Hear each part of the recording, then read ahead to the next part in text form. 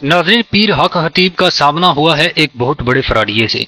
नाज़रीन, इस पीर का एक फ्रॉडी मुरीद इससे 8 करोड़ पे लेकर रफू चक्कर हो गया है। हुआ कुछ यूं है कि इस पीर का एक मुरीद रोता धोता हुआ इसके पास आया और कहा कि पीर साहब, मेरा तो बेड़ा ही गर्क हो गया है, मेरा सारा कारोबार ही खसारे में चला गया है।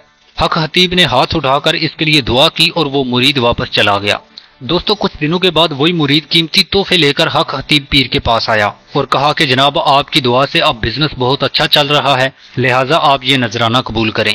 और पीर साहब ने वो तोहफे कबूल कर लिए। अभी कुछ ही दिन गुजरे थे कि वही मुरीद पीर साहब के पास आया और कहा कि पीर साहब, दुआ करें कि मेरा कारोबार और भी ऊपर चला जाए।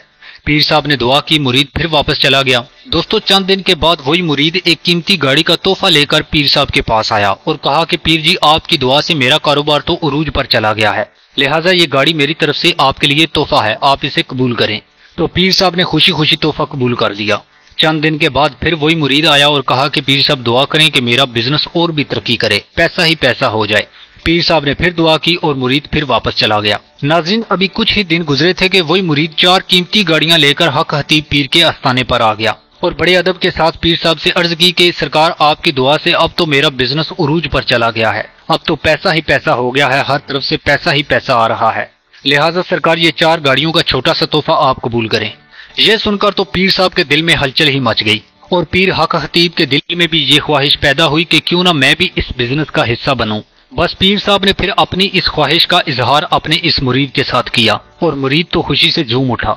मुरीद ने कहा, सरकार, पहले भी ये सब आपकी दुआओं से ही मुमकिन हुआ है और अब जब आपके पैसे इस कारोबार में लग जाएंगे तो फिर तो क्या ही बात है। दोस्तों, हक खतीब अपने मुरीद के कारोबार से इतना मुतासर हुआ कि 8 करोड़ रुपया इस मुरीद को कारोबार में लगाने के लिए दे दिया और वो मुरीद सरकार से पैसे लेकर इस तरह गायब हुआ कि वो दोबारा कभी नजर ही नहीं आया।